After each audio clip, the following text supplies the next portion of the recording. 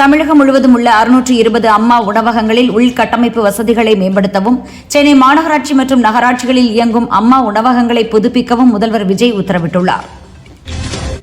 முள்ளிவாய்க்கால் நினைவுகளை இதயத்தில் ஏந்துவோம், கடல் கடந்து வாழும் நம் தமிழ் சொந்தங்களின் உரிமைகளுக்காக எப்போதும் துணை நிற்போம் என முள்ளிவாய்க்கால் நினைவு தினத்தையொட்டி முதல்வர் விஜய் கூறியுள்ளார்.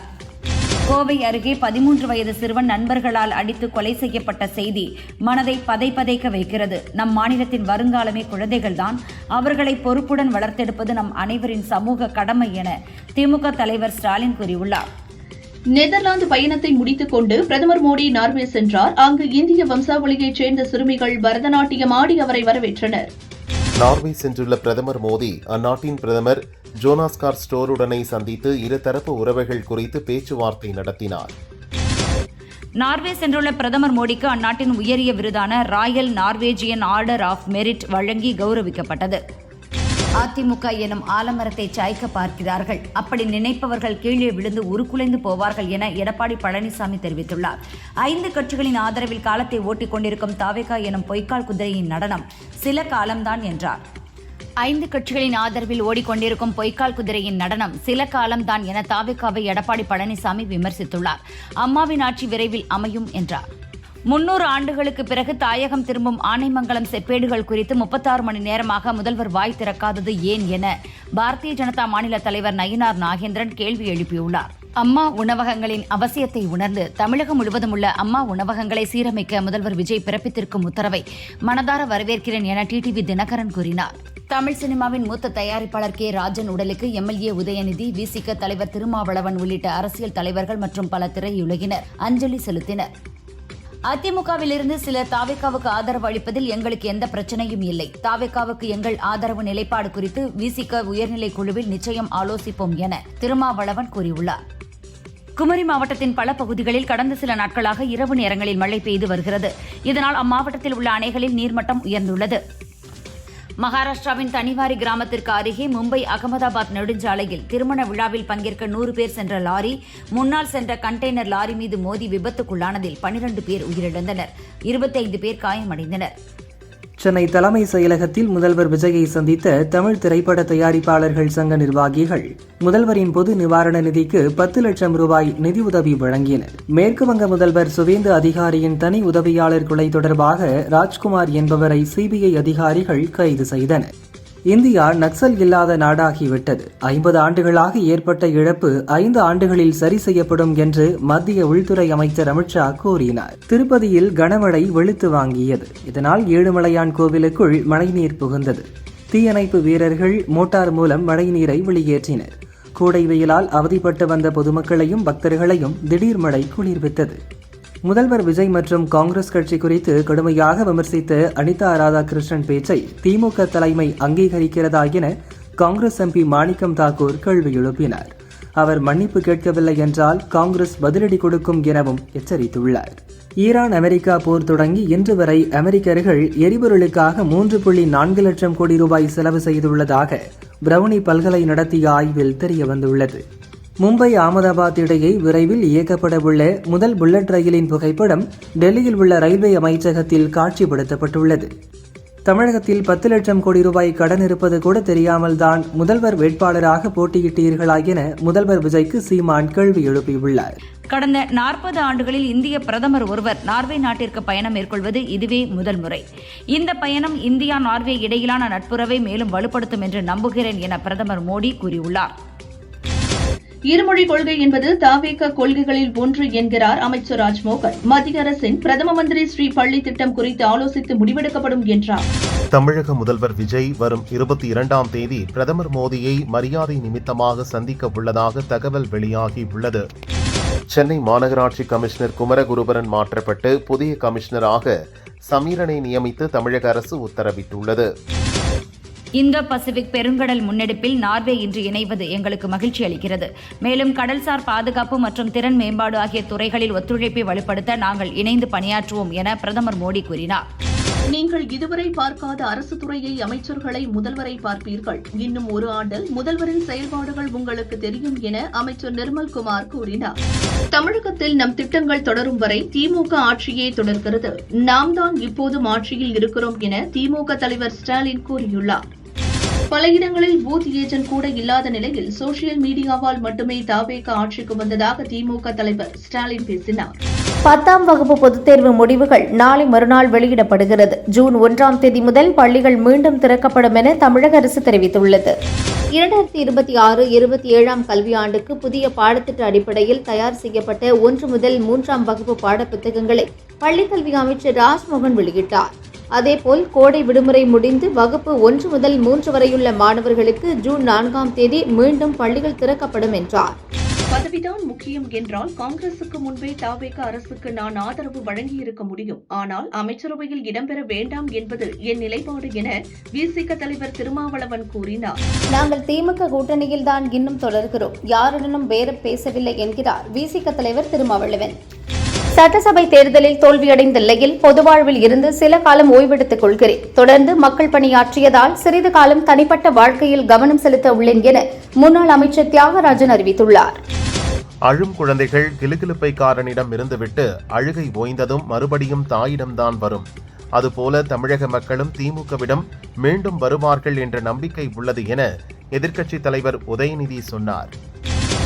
அமைச்சர் பதவியும் அதிகாரமும் இழந்த பிறகு விரக்தியிலும் அகங்காரத்திலும் சிலரின் மொழியின் தரம் எந்த அளவுக்கு கீழே விழுகிறது என்பதற்கான உதாரணம்தான் அனிதா ராதாகிருஷ்ணன் பேச்சு. எங்களுக்கும் திருப்பி பேச தெரியும், அரசியலிலும் பதிலடி கொடுக்க தெரியும் என காங்கிரஸ் எம்பி மாணிக்கம் தாகூர் தெரிவித்துள்ளார். ஆட்சி மாறினாலும் காட்சிகள் மாறவில்லை என்பது போல் சரியான மேய்ப்பன் இல்லாமல் காவல்துறை தற்போது தறிகெட்டு ஓடுகிறதோ என்ற சந்தேகம் மக்கள் மனதில் எழுந்துள்ளது என அதிமுக பொதுச் செயலாளர் பழனிசாமி விமர்சித்துள்ளார். கேரள முதல்வர் பதவியேற்பு விழாவில் பங்கேற்க திட்டமிட்டிருந்த முதல்வர் விஜயின் பயணம் ரத்து செய்யப்பட்டுள்ளதாக தகவல் வெளியாகியுள்ளது. பதவியேற்ற பின் முதலில் ஜனாதிபதி பிரதமரை சந்திப்பதுதான் மரபு என்பதால் ரத்து செய்யப்பட்டதாக கூறப்படுகிறது. தமிழகத்தில் கிளாண்டர்ஸ் வைரஸால் மக்களுக்கு பாதிப்பு ஏற்படாது. பொதுமக்கள் அச்சமடைய தேவையில்லை. இருப்பினும் இதற்கான முன்னெச்சரிக்கை நடவடிக்கை எடுக்கப்படும் என அமைச்சர் அருண்ராஜ் கூறினார். புதுச்சேரியில் அமைச்சர் பதவிக்காக 100 கோடி ரூபாய் வரை பேரம் பேசப்படுகிறது. அதனால்தான் புதிய அமைச்சர்கள் பதவியேற்பு தள்ளி போகிறது என முன்னாள் முதல்வர் நாராயணசாமி குற்றம் சாட்டியுள்ளார். சென்னை நேரு ஸ்டேடியத்தில் விளையாட்டுத்துறை அமைச்சர் ஆதவ் அர்ஜுனா திடீரென ஆய்வு மேற்கொண்டார். பின்னர் வீரர்கள் வீராங்கனைகளுடன் கலந்துரையாடினார். தேனி பெரியகுளம் அருகே உள்ள கும்பக்கரை அருவியில் மழை காரணமாக நீர்வரத்து அதிகரித்துள்ளது. வறண்டு கிடந்த அருவிக்கு தண்ணீர் வருவதால் சுற்றுலா பயணிகள் செல்ல வனத்துறை அனுமதி வழங்கியுள்ளது. அதிமுகவினர் ஆதரவு 100% பொதுச் செயலாளர் பழனிசாமிக்கு தான் இருக்கிறது என முன்னாள் அமைச்சர் திண்டுக்கல் சீனிவாசன் கூறினார்.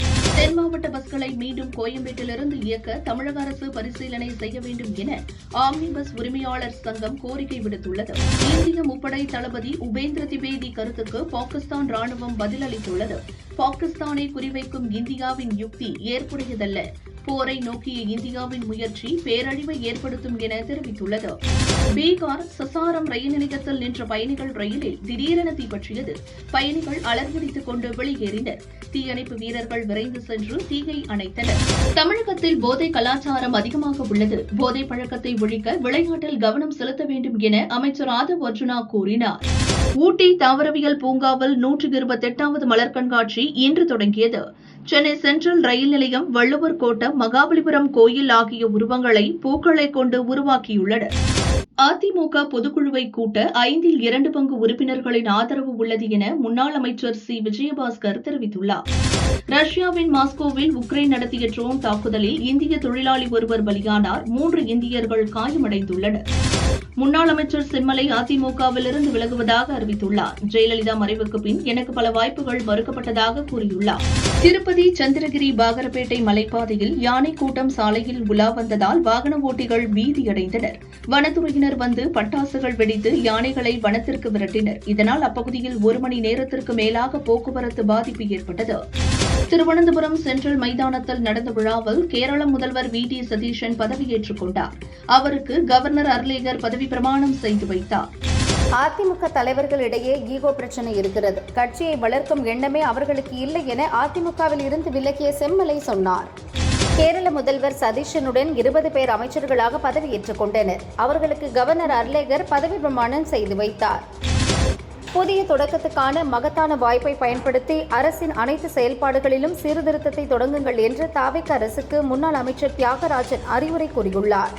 ஓட்டுக்கு பணம் தராத வேட்பாளரிடம் தோற்றுப்போனதில் மகிழ்ச்சியை என்றார். கோடை விடுமுறை முடிந்து பள்ளிகளை எப்போது திறப்பது என்பது குறித்தும் 20ஆம் தேதி 10ஆம் வகுப்பு தேர்வு முடிவுகள் வெளியிடுவது குறித்தும் அமைச்சர் ராஜ்மோகன் மற்றும் கல்வித்துறை அதிகாரிகளுடன் முதல்வர் விஜய் ஆலோசனை நடத்தினார். பொதுக்குழு உறுப்பினர்களில் 1/5 பங்கு உறுப்பினர்கள் கோரிக்கை வைத்தால் பொதுக்குழுவை கட்டாயம் கூட்ட வேண்டும் என்ற அடிப்படை விதி அதிமுகவில் உள்ளது. இப்போது 2 பங்கு பொதுக்குழு உறுப்பினர்கள் எங்களது கோரிக்கைக்கு ஆதரவாக உள்ளனர் என சி. விஜயபாஸ்கர், SP வேலுமணி தரப்பு தெரிவித்துள்ளது.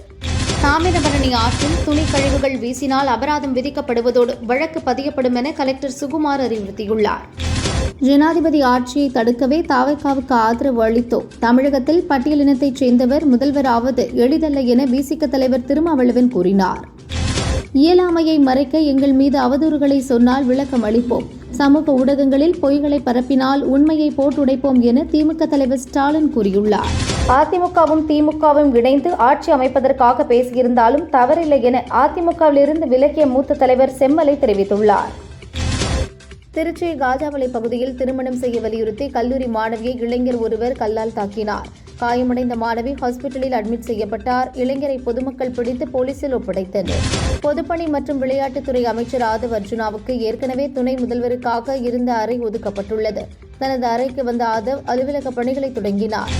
ஸ்வீடன் பயணத்தை நிறைவு செய்த பிரதமர் மோடி நார்வே புறப்பட்டார். அங்கு நார்வே பிரதமர் ஜோனாஸ் கார் ஸ்டோருடன் இருதரப்பு உறவுகள் குறித்து பேச்சுவார்த்தை நடத்துகிறார். தஞ்சை அடுத்த கரந்தையில் பிரசித்தி பெற்ற கருணாசாமி கோயிலில் ஸ்ரீ அருந்ததி தேவி வசிஷ்ட மகரிஷி திருக்கல்யாண வைபவம் விமரிசையாக நடந்தது.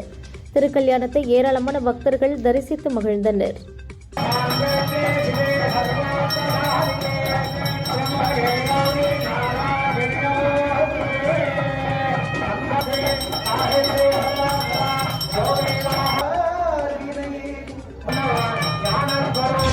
சென்னை குதிரைகளிடம் பரவும் கிளான்ட்ரஸ் தொற்று பரவல் குறித்து தலைமை செயலகத்தில் சுகாதாரத்துறை அமைச்சர் அருண்ராஜ், துறை செயலர் உள்ளிட்ட அதிகாரிகளுடன் ஆலோசனை நடத்தினார்.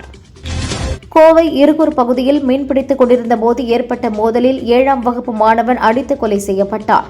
இது தொடர்பாக மாணவரின் நண்பர்கள் 2 கைது செய்யப்பட்டுள்ளனர். சென்னை தலைமை செயலகத்தில் முதல்வர் விஜயுடன் இந்திய வர்த்தக மற்றும் தொழில்துறை கூட்டமைப்பினர் சந்தித்து பேச்சுவார்த்தை நடத்தினர்.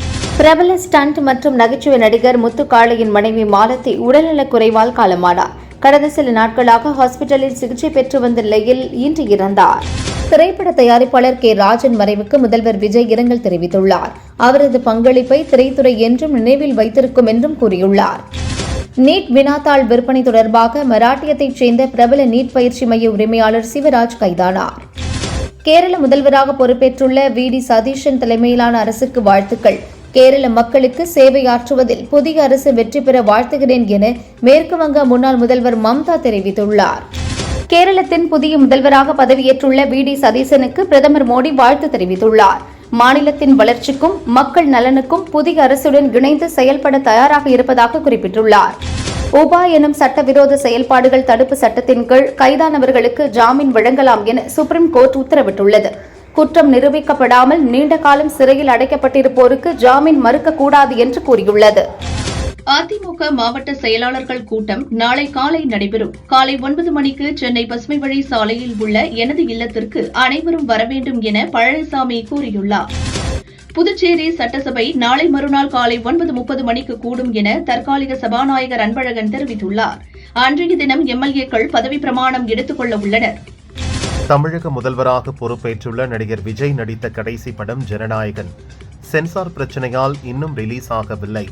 சில நாட்களில் சென்சார் சான்றிதழ் கிடைத்தாலும் உடனடியாக வெளியிடாமல் ஜூன் 22இல் விஜய் பிறந்த நாளை முன்னிட்டு அந்த வாரம், அதாவது ஜூன் 19இல் படத்தை வெளியிட படக்குழு திட்டமிட்டுள்ளது. இதனால் ரசிகர்களுக்கு பிறந்த நாள் மற்றும் கடைசி பட கொண்டாட்டமாக இருக்கும் என்கின்றனர். ஐக்கிய ஜனநாயக முன்னணி கட்சிகளின் சார்பில் இன்று கேரளத்தின் புதிய முதல்வராக பொறுப்பேற்றிருக்கும் சதீஷனுக்கு வாழ்த்துகள் என அதிமுக பொதுச் செயலாளர் பழனிசாமி வாழ்த்து தெரிவித்துள்ளார். தஞ்சை திருவிடைமருதூர் அருகே உள்ள எஸ்புதூர் டாஸ்மாகில் அரசு நிர்ணயித்த விலையை விட மது பாட்டில் ஒன்றுக்கு ரூபாய் 20 கூடுதலாக விற்பனை செய்த புகாரில் டாஸ்மாக் பணியாளர்கள் 3 பேர் சஸ்பெண்ட் செய்யப்பட்டனர். சட்டசபை தேர்தலில் அவிநாசி தொகுதியில் வெற்றி பெற்ற தாவேக எம்எல்ஏ கமலி தனக்கு வாக்களித்த மக்களுக்கு நேரில் சென்று நன்றி தெரிவித்தார். அப்போது அன்னூர் பஸ் ஸ்டாண்டில் ஆய்வு செய்த அவர் கழிப்பறைகள் தூய்மையாக பராமரிக்க பேரூராட்சி அதிகாரிகளுக்கு அறிவுறுத்தினார். மறைந்த நடிகர் மற்றும் திரைப்பட தயாரிப்பாளருமான ராஜனின் உடலுக்கு விடுதலை சிறுத்தைகள் கட்சி தலைவர் தொல் திருமாவளவன் நேரில் அஞ்சலி செலுத்தினார். சுவிட்சர்லாந்தின் ஜெனீவாவில் நடந்து வரும் 79வது உலக சுகாதார மாநாட்டின் ஒரு பகுதியாக மத்திய அமைச்சர் ஜே.பி. நட்டா உலக சுகாதார அமைப்பின் தலைமை இயக்குநர் டாக்டர் டெட்ரஸ் அதனம் கேப்ரியோஸை சந்தித்தார். கட்சித்தாவல் தடை சட்ட புகார் விசாரணை நிலுவையில் உள்ள நிலையில் அதை எதிர்கொள்ளும் நபர் அமைச்சராக இருந்தால் ஆர்டிகல் 142 வழங்கும் சிறப்பு அதிகாரம் மூலம் சுப்ரீம் கோர்ட் அவரை பதவி நீக்கம் செய்யலாம் என அதிமுக வழக்கறிஞர் பிரிவு செயலாளர் இன்பதுரை தெரிவித்துள்ளார். முதல்வர் சுவேந்து அதிகாரி தலைமையில் நடந்த அமைச்சரவை கூட்டத்தில் மாநில ஊழியர்களுக்கான 7வது ஊதிய குழுவுக்கு மேற்கு வங்க அமைச்சரவை ஒப்புதல் அளித்துள்ளது. அன்னபூர்ணா பண்டார் திட்டம், பெண்களுக்கு இலவச பஸ் வசதி உள்ளிட்ட பல்வேறு திட்டங்களுக்கும் ஒப்புதல் அளிக்கப்பட்டது. கர்நாடக மாநிலம் துபாரே யானைகள் முகாமில் குளித்துக் கொண்டிருந்த 2 யானைகள் திடீரென சண்டை போட்டுக் கொண்டன. அப்போது அங்கு வேடிக்கை பார்த்துக் கொண்டிருந்த சென்னையைச் சேர்ந்த 33 வயது பெண் ஜினு மீது யானை விழுந்தது. இதில் அவர் உடல் நசுங்கி உயிரிழந்தார். ஒடிஷாவில் உள்ள பூரி ஜெகநாதர் கோயிலுக்கு சென்ற பாரதிய ஜனதா தேசிய தலைவர் நிதின் நபின் ஜெகநாதரை மனமுருகி பிரார்த்தனை செய்தார். அவருடன் அம்மாநில முதல்வர் மோகன் மாஜி, சம்பித் பத்ரா எம்பியும் உடன் இருந்தனர். ஆர்.ஜே. பாலாஜி இயக்கத்தில் சூர்யா ட்ரிஷா நடித்த கருப்பு படம் வரவேற்பு பெற்றுள்ளது. ட்ரிஷாவுக்கு டப்பிங் பேசியது குறித்து பாடகி சின்மயி கூறுகையில், ஆம், ஒரு வழியாக ட்ரிஷாவுக்கு குரல் கொடுத்ததை ஒப்புக்கொள்கிறேன். இது பற்றி பேச பயமாக இருந்தது.